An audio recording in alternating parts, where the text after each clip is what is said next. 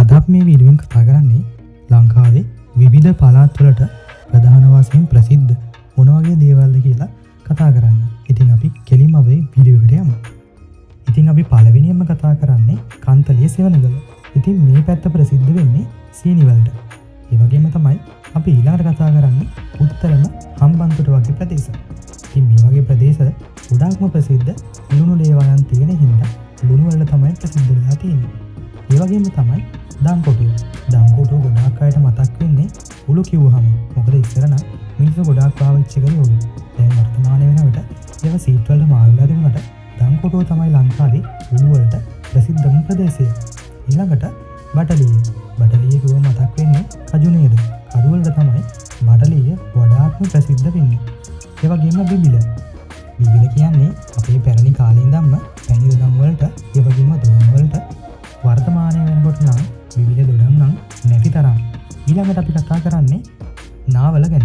ඉතින් නාවල නම් ප්‍රසිද්ධ අන්නාසි වලට. ඒ වගේම මොරටුව කියලා කිව්වොත් එහෙම ඔයාලා දන්න අනිවාර්යෙන්ම ලී බඩුවක් ඕන උදයක් තෝරගන්න ඕන නම් යන්න ඕන මොරටුවට කියලා.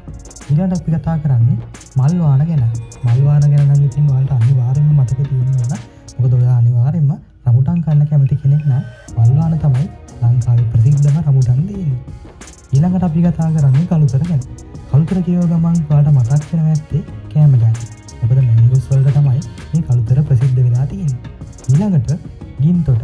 ගින්තොට කියව ගමන් මතක් වෙන්නේ තුනි නෑනේ නේද? ඉතින් කතා කරන්න වැඩක් නෑ. ඊළඟට අම්බලන්ගොඩ. අම්බලන්ගොඩ නම් ඉතින් ප්‍රසිද්ධ ගොඩාක් වෙලාවට රෝකඩ, ඉස්මූණු වගේ කර්මාන්ත වලට. ඊළඟට හම්බන්තොට. හම්බන්තොට නම් ඉතින් ඔයාලට ලේසින් අමතක වෙන්නේ නෑ. මොකද ලංකාවේ ප්‍රසිද්ධම මීකිරි තියෙන්නේ හම්බන්තොට. ඊළඟට ලංකාවේ තියෙන කුමන ප්‍රදේශය. කුමන ප්‍රදේශයේ ප්‍රසිද්ධ වෙලා තියෙන්නේ දෙස් විදෙස් කුරුල්ලන්ගෙන් ගැවසී ගත්තා වූ ජනාවාස ප්‍රදේශයක් විදියට. ඒ වගේම තමයි මන්නාරම. මන්නාරම කියපු ගමන් ඔයාලට මතක් වෙන ඇති රසම රස කරවල ಜಾති.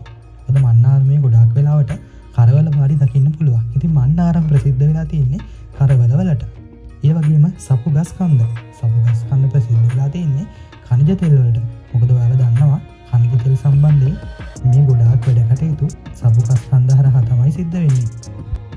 ඉතින් මේ වගේ වටිනා වීඩියෝ ඉස්සරහට බලන්න කැමති නම් අපේ YouTube channel එක subscribe කරලා bell icon එක ඔබලා තියාගන්න ඉතින් වීඩියෝ එකක් දාපු ගමන් ඔයාගේ notification bar එකට message එකක් දෙන්න ගන්න පුළුවන්.